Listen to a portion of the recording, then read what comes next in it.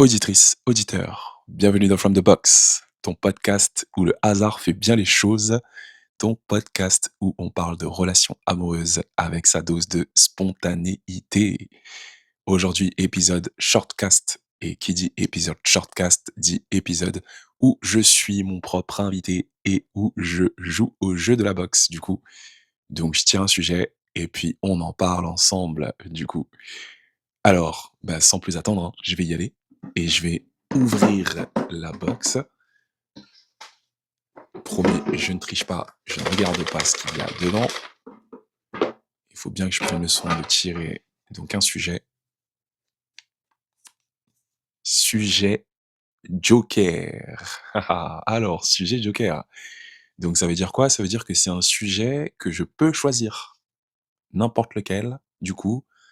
Laisse-moi réfléchir, j'ai même pas réfléchi à quel sujet est-ce que je vais sortir. Et bah, tu sais quoi? Je vais parler, d'intelligence émotionnelle parce que c'est souvent, le sujet qu'on me demande, on me dit: «Voilà, s'il y avait un sujet sur lequel, tu voudrais parler, ça serait quoi?» Et bah, du coup, ça serait celui-là. Pour autant, bien sûr, petit disclaimer, si on évoque ce sujet aujourd'hui, ça n'empêchera pas que, bien sûr, ce sujet soit évoqué plus tard. Pas parce que c'est la carte joker, mais parce que c'est un shortcast. Donc voilà, ça très important de le dire ici. Voilà, je pense que surtout en plus au vu de du sujet, je pense que ça vaut grave le coup, d'en parler avec d'autres personnes. Et donc, pourquoi est-ce que, du coup, j'ai voulu parler d'intelligence émotionnelle? Parce que forcément pour moi, hem, pour moi, l'un des ingrédients fondamentaux qui fait qu'une relation est réussie, c'est l'intelligence émotionnelle. C'est cette capacité à gérer ses émotions et à traiter et à dealer avec les émotions de l'autre, et à faire preuve de maîtrise dans tout ça. Donc, je pense que ça, pour le coup, ça c'est un socle, c'est un fondement pour moi en plus, de manière personnelle déjà. Je pense que l'intelligence émotionnelle, c'est quelque chose qui déteint, sur vraiment toutes les sphères de nos vies, cette fameuse, soft skill, qui dit que, bah, voilà, si tu as cette soft skill, ça te permet, ça te garantit un peu plus facilement le succès ou autre. Mais, enfin bon, je vais pas rentrer dans les discours de développement personnel, mais je pense qu'en effet, c'est un fondement de développement perso en tout cas, voilà. Et d'autant plus dans les relations. Et bah, qu'est-ce qu'on y met derrière l'intelligence émotionnelle? Donc comme je disais tout à l'heure, voilà, c'est cette, moi j'y vois plusieurs aspects. Bon forcément, c'est un concept très, très psycho, où, alors, selon, Daniel Goleman notamment, non, non, c'est, en tout cas, oui, je crois que c'est lui qui dit ça, mais globalement, il y a plusieurs dimensions. En tout cas, tout ça pour dire ça. Plusieurs dimensions dans l'intelligence émotionnelle. Une dimension qui est de l'ordre de, bah, voilà, de savoir détecter ses émotions. Une dimension de savoir gérer ses émotions. Une dimension de savoir détecter les émotions de l'autre et une dimension où il s'agit de savoir, ben, comment gérer aussi les émotions de l'autre, et une dernière dimension plus globale de maîtrise de soi. Alors, je vais pas faire les 5 là aujourd'hui, hein, mais l'idée c'était de se dire, voilà un petit peu, tout ce qu'on y met dans l'intelligence émotionnelle. Et moi je le vois notamment dans ces situations où on se dit: «Bah, voilà, pour moi le socle d'une relation, d'une bonne relation, c'est la communication». Alors, je pense que en effet, la communication, c'est quelque chose qui est très important forcément dans le couple, notamment au regard de comment on se sent. Mais voilà, je pense aussi que, ben, notamment par rapport, moi j'ai une éducation, forcément, beaucoup plus, plus masculine, notamment par rapport au milieu dans lequel j'ai grandi et cetera où, voilà, on est des bonhommes nous, donc c'était vraiment ça. Et un bonhomme parle pas trop de ses émotions, il ressent pas trop, limite, ses émotions. Et en effet, moi je pense que ça m'a aidé, hein, ça m'a forgé. Moi clairement, dans mon identité d'homme, je dis pas que c'est pas quelque chose que j'ai pas, mais je pense que, bah, il y a des fois où, mes émotions, je les mets un peu sous silence. Mais par contre, je pense que c'est quand même important aussi de savoir les regarder en face, et de savoir traiter avec elles. Et voilà, je pense que, notamment dans les relations où, on a tendance, un homme a peut-être pas trop tendance à communiquer ses émotions, bah, du coup, ça peut bloquer justement dans cet aspect de vouloir développer la communication avec l'autre. Donc c'est savoir aussi dire, comment on se sent, et c'est savoir aussi accepter, que l'autre dise comment il ou elle se sent et traiter aussi avec cet état émotionnel-là, effectif parce que, bah, il y a ce côté où la personne, va te dire: «Ouais, putain, vas-y, ça me fait chier, je suis trop en colère et tout», mais elle va te le dire aussi d'une certaine manière qui peut nous mettre inconfortables et donc bah, voilà, faut savoir aussi, avoir du recul sur cet aspect-là. Donc heu donc voilà. C'est pour ça que je pense que, voilà, ça va au-delà de la communication. C'est aussi, bah, toutes les émotions qui découlent de cette, communication justement.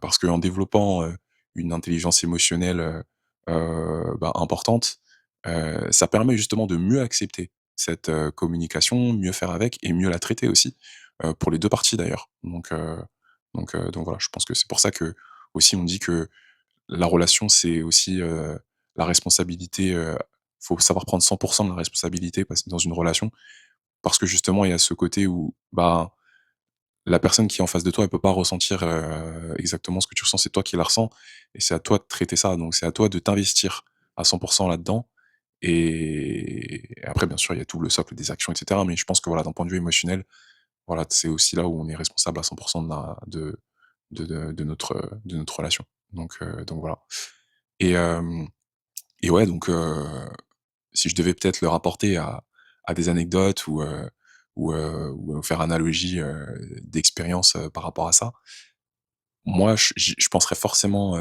je pense forcément moi à ma relation que j'ai eue avec mon ex qui m'a beaucoup fait, je pense ça m'a beaucoup fait grandir sur le plan émotionnel, dans le sens où, justement, j'ai dû apprendre à dealer avec mes émotions et avec ses émotions et c'est notamment, par rapport aux remarques qu'elle me faisait. Je pense que c'était aussi une personne qui était dotée d'une, ouais, d'une très grande intelligence émotionnelle selon moi parce qu'elle, elle savait vraiment regarder ses émotions en face et elle avait eu, aussi, cette force de d'avoir travaillé, sur elle-même, avec ça et c'est pour ça que je pense que les relations, elles sont on en tire toujours quelque chose parce que, voilà, c'est un voyage qui nous fait grandir et moi là-dessus, je pense que ça m'a beaucoup fait grandir. Heu, ouais, par rapport à ces remarques-là, en mode, «Ouais, mais, est-ce que tu veux pas me dire quelque chose et tout?» Notamment, des fois les mecs, on n'est pas très doués pour dire des choses là-dessus et je dis: «Bah», je lui dis: «Bah, je sais pas trop quoi dire en fait, voilà, il y a rien à dire et tout, voilà, enfin parce que, ben, il y a des fois où on sait pas trop nommer en fait nos émotions, on sait pas trop nommer ce qui se passe et des fois ça implique c'est là je fais un peu référence à ce fameux livre sur, les hommes, viennent de Mars, les femmes viennent de Vénus, c'est le contraire je crois, les femmes viennent de Vénus, les hommes viennent de Mars, ce fameux move où le mec peut avoir tendance à partir, hem peut avoir tendance à partir, et revenir plus tard, parce que justement le fait de partir, ça lui permet aussi de prendre du recul, je pense moi sur ses émotions et de d'apprendre à les nommer et apprendre à bien intérioriser ce qui se passe en lui.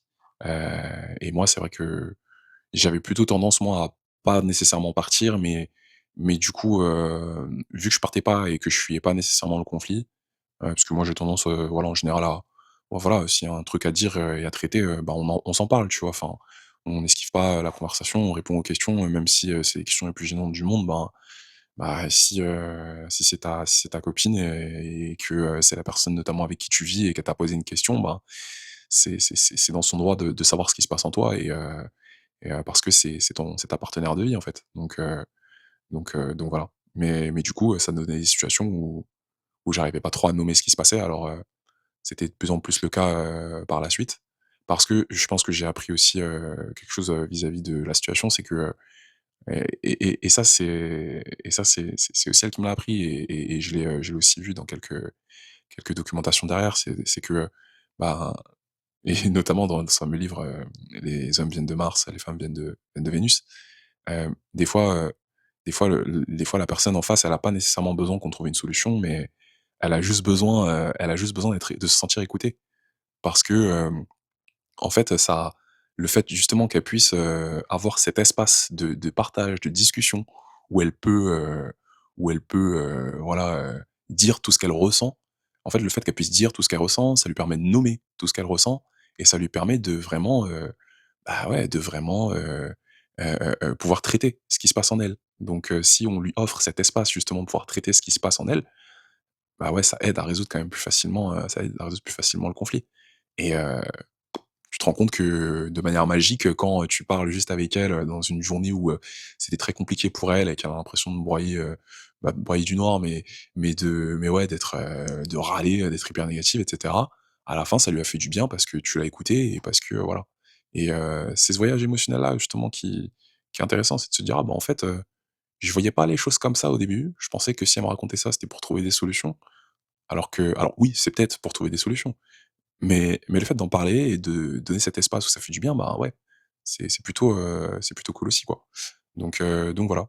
Donc ça, c'est, je pense des sujets, pas mal connexes à l'intelligence émotionnelle, notamment et qu'est-ce que je vois d'autre? Ouais, je pense que quand je pense à l'intelligence émotionnelle, je pense aussi à, hem, au fait que, ouais, c'est vraiment un aspect de nous-mêmes qui se développe de plus en plus avec le temps, avec toutes les situations qu'on rencontre, notamment parce qu'on arrive de plus en plus, déjà à dealer avec les émotions qu'on ressent par rapport à ces nouvelles situations, mais aussi à nommer ce qui se passe en nous et le simple fait d'avoir un vocabulaire qui nous permette de nommer ce qui se passe en nous, les mots là-dessus, c'est magique en fait. C'est quelque chose de vraiment très, je trouve que c'est vraiment quelque chose de très magique en fait de se dire: «Bah voilà, là, je suis un peu circonspect, là, je tu m'envoies confus, vous m'envoyez, confus, de ressentir un tumulte, émotionnel, que je n'avais pas prévu, voilà, non, mais c'est pour dire que voilà, le fait de pouvoir, nommer les choses, nommer ce qui se passe en nous, ça aide énormément et et moi, c'est vrai que ça m'a beaucoup aidé là-dessus. Après, toujours, hein, bien sûr, au regard de ce bagage, de ce bagage de vie, voilà, moi j'ai grandi dans j'ai grandi en cité, j'ai grandi dans un environnement où on est des bonhommes, où on parle pas trop de ce qu'on ressent. C'est plus facile d'être content, que c'est plus facile d'être content et en colère que d'être triste et d'avoir honte, par exemple. Alors que, voilà, c'est des choses qui c'est des émotions qui sont déjà en nous, en fait. Forcément parce que, bah, oui, dans notre vie, on a déjà connu, la tristesse et la honte et le stress et notamment cet aspect-là, le fait d'être stressé. Mais c'est biologique, en fait. Si c'est là, c'est parce que, ça dit des choses de nous et parce que ça nous sert à quelque chose et à partir du moment où, on arrive à l'accepter, ça nous permet de notamment de comprendre à quoi ça nous sert de ressentir ça. Donc voilà et je pense notamment par rapport à cet aspect de stress, j'étais très, j'étais très ignorant vis-à-vis du stress et ça me rendait peut-être même encore plus stressé par rapport aux situations. Alors que le simple fait de se dire, «Bah, je suis stressé», en fait, c'est OK et et c'est parce que ça dit des choses de nous et parce que ça nous aide, en fait, d'avoir du stress à ce moment-là. Parce que ça nous peut-être que ça nous aide ça est censé nous aider à mobiliser des ressources en nous, justement. Ça nous aide à prendre conscience et à se focus sur des choses qui sont importantes pour nous et ouais, ça justement, bah, c'est quelque chose que j'ai longtemps ignoré où je me suis dit: «Bah, tu sais quoi? Moi, le stress, je connais pas ça, je connaîtrai jamais ça moi, c'est impossible et tout, je suis un bonhomme». Alors que, ouais, forcément, quand tu es, à la veille de ton partiel, quand c'est le jour de ton partiel, que tu as un oral important, bah, ouais, tu es stressé. Bah, ouais, tu es stressé, ça arrive et c'est normal. Entretien d'embauche, bah, ouais, tu es stressé, c'est normal. Ou 1 date, bah, ouais, tu peux être stressé, c'est normal aussi. 1 fois où t'embrasses, ta copine, ouais, tu es stressé. Ça peut arriver aussi, il y a plein de situations où on peut ressentir ou avoir ressenti du stress et moi où je me suis dit: «Mais moi, je suis pas stressé et tout», alors que je l'étais vraiment.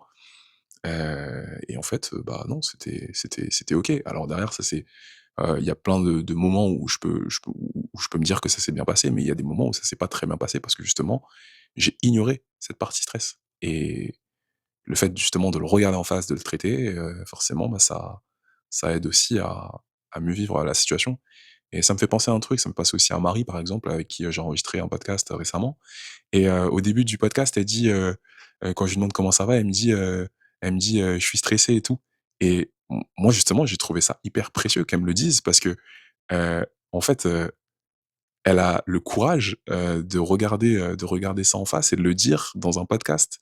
Voilà, c'est pas donné à tout le monde, parce que, voilà, je pense qu'il y a des enfin, il y a des gens qui n'en auraient absolument pas parlé et c'est OK aussi, mais c'est juste que le fait qu'elle ait partagé ça, qu'elle ait mis cette vulnérabilité, en face de la table, je pense que c'est gage d'une force qui est vraiment, qui est vraiment louable, voilà et qui est gage d'une intelligence émotionnelle, voilà, pour moi qui est certaine parce que, bah, du coup, dans cette dimension de regarder, d'analyser, et d'observer ses émotions, bah, ouais, là-dessus, elle a fait preuve d'une grande efficience, je pense. Intelligence émotionnelle, voilà. Donc voilà et un autre truc auquel l'intelligence émotionnelle aussi me fait penser, c'est, le fameux, moi en tout cas dans les relations, je voyais un peu cet épisode, de je parce que j'ai regardé Ma famille d'abord, pas mal, quand j'étais petit et à un moment donné, ils vont chez le psy et chez leur, ou en tout cas chez leur, ouais, chez leur, thérapeute de couple et dans leur thérapie de couple, à un moment donné, ils ont pour directive de dire, par rapport à ce que l'autre dit, bah, «Je peux l'accepter et mon cœur est ouvert». Et en vrai, ils en viennent à se disputer comme pas possible, derrière et dire, je sais plus ce qu'ils se sont dit, mais je crois qu'il dit à un moment donné où ils ont dit: «Ouais, tu te rappelles quand tu avais fait ça et cetera, que c'était n'importe quoi, bah, voilà, ça c'était vraiment nul et tout» et l'autre a dit: «Ouais, je peux l'accepter et mon cœur est toujours ouvert», tu vois? Genre en mode vénère, mais bon, c'est caricatural parce que c'est une série, mais ça en dit long, en fait, sur ce qui peut aussi se passer en nous pour développer cette espèce de sas où on peut tous dire de, voilà, je peux l'accepter et mon cœur est ouvert et en vrai, ouais, c'est clairement ça, c'est, voilà, est-ce que ce que la personne me dit là, je peux vraiment accepter qu'elle pense ça, que je sois d'accord ou pas? Est-ce que je peux accepter qu'elle le pense? Et est-ce que je peux accepter que mon cœur soit toujours ouvert? Est-ce que voilà, vous vous aimez toujours, hein. Si vous vous aimez toujours, c'est OK, en fait. Et voilà, c'est des choses, je pense, qui sont hyper essentielles pour ouvrir le dialogue, la discussion et pour aider à ce que l'autre, en fait, bah, se sente, vraiment lui-même ou elle-même, sans que ça mette en péril, en fait, la relation nécessairement, mais qu'elle puisse confier, en fait, ce qu'elle a à dire. Donc voilà. Voilà, je pense que, j'ai l'impression d'avoir dit déjà pas mal de choses, sur le sujet. Je pense qu'on pourrait en dire encore plus et n'hésitez pas à me dire en commentaire, vous, ce que vous y pensez, ou ce que vous y voyez sur l'intelligence émotionnelle. Mais ouais, c'est un vaste sujet. C'est un sujet qui est, je pense moi, comme je disais tout à l'heure, voilà, hyper fondamental et voilà, bah, hâte de savoir un peu ce que vous en pensez, si vous avez une petite anecdote, qui vous fait penser à l'intelligence émotionnelle, à comment vous avez regardé ou pas regardé vos émotions, celles des autres, et cetera. Donc voilà. Voilà, n'hésitez pas à laisser place, aux commentaires du coup et puis voilà, bah, si, vous êtes arrivés à la fin de cet épisode de From the Box, bah, déjà merci parce que, moi vous m'écoutez blablater pendant le temps que j'ai mis, je sais même pas combien de temps j'ai mis, mais je crois que ça fait déjà pas mal de temps pour un shortcast et puis, bah, merci beaucoup et rendez-vous, du coup au prochain épisode de From the Box, ton podcast où le hasard fait bien les choses. À très bientôt. Ciao.